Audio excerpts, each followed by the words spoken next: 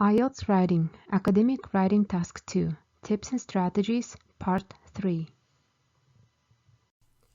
And now we'll discuss our final paragraph of the essay, which is conclusion. Remember, a good conclusion briefly sums up the ideas you developed in your essay. It is a restatement of the thesis and main ideas you laid out in your introduction. It usually sounds a lot stronger with its opinion and more convincing than introduction. So as you remember, in our introduction, we describe the topic, provide thesis statement, and 3 main ideas, maybe 2. And here we have our example for introduction. The divorce rate is increasing in many places. I believe that the breakdown of extended family and the stresses of work are the major causes of this situation. Fortunately, although these issues have led to a rise in the divorce rate, there are ways we can solve this problem.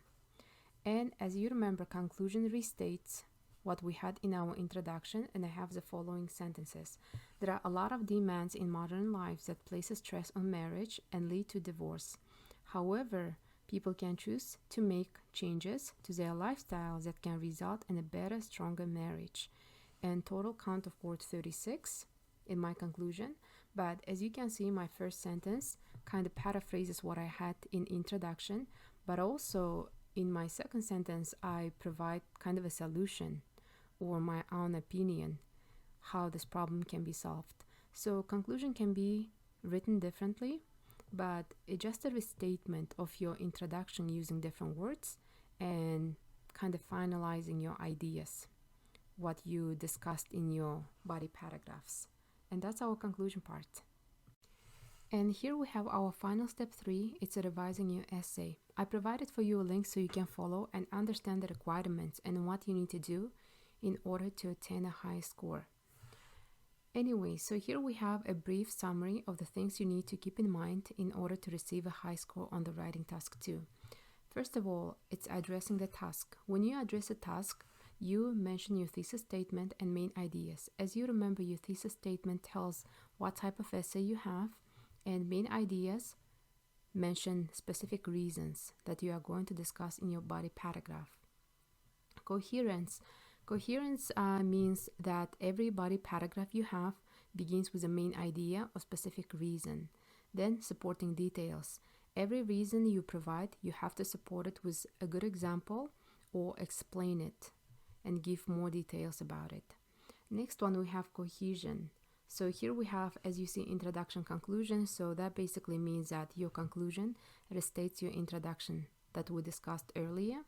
Transition words, these are words such as first of all, secondly, in addition, also, however, finally. These are type of words you have to use in your throughout your essay, and you do not need too many of them. Just make sure you have at least 4 or 5, so that will make your essay sound so much better.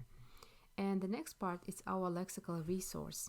For lexical resource, you have to make sure you have different vocabulary words and you're not repeating the same words over and over again. And also keep in mind spelling, it's very important. And last point is our grammatical range and accuracy. And sentence variety, that means that you have 4 different types of sentences that we discussed many times earlier. So you have to make sure you include 4 types of sentences, such as simple sentence, compound sentence, complex sentence, and compound complex sentence. And the last point, it's accuracy. So that means when you write your sentences or your essay, just try to be very accurate and do not use the words you're not sure about. A lot of times students like to use complicated academic words and they do not understand. Sometimes students do not understand their meaning and they still use them in order, maybe because they want to impress examiners, but this is extra, so you don't really have to do that. Just keep it simple and make sure it's easy to understand your idea. So be accurate with your tenses, be accurate with your spelling, vocabulary, things like that. So if you keep in mind these points and you try to do them in your essay, I'm sure you are going to do great while completing this task. And that's all we have for revising, and that's our final step 3. And here we have some useful words and phrases that you can use in your essay. In order to state your opinion, you can use one of these following phrases. I think, I believe, I consider. You can also say, in my opinion, from my point of view. So just pick a couple of them and try to remember so you do not repeat yourself over and over again. And these are common transition words and phrases that can be useful for your essay in the future. So just try to learn some of them and try to use them when you practice over and over again, and that will be a very good practice for you, and also that will ensure you are well prepared for your writing.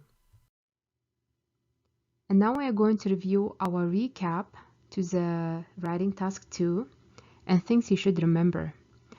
Alright, so as you guys remember, you have 40 minutes to complete writing task 2, and you need to write 250 words. You can write more as you wish, if you wish, but you should not write less than that. Also, you should make sure to state your personal view. Remember, you're writing task 2 based on personal view, so you can freely write things like I think, in my opinion, I believe, I consider. So do not hesitate using such phrases. It's totally normal to use them.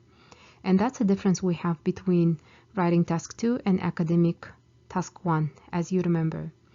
And always make sure that you understand the prompt before starting to write, because without understanding the prompt, that means your entire essay is going to be incorrect. So please make sure you read 2 or 3 times at least before starting to write. It's very, very important. And another important point to keep in mind also, not copying exact words.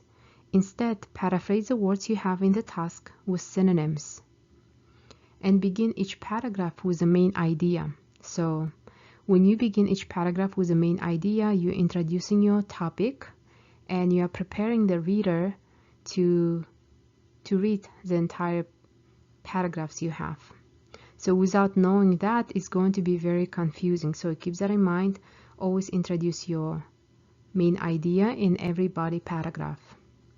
All right, and also it's very good when you include supporting details. So for example, you have body paragraph 1, you begin your first sentence with the main idea. Then to explain your main idea, you including, for example relating to that main idea. And of course, always try to smile and do your best. And I think it is very important that you guys come to your test feeling rested so you can stay focused. And yeah, so keep those things in mind and practice a lot, and I'm sure you're going to do well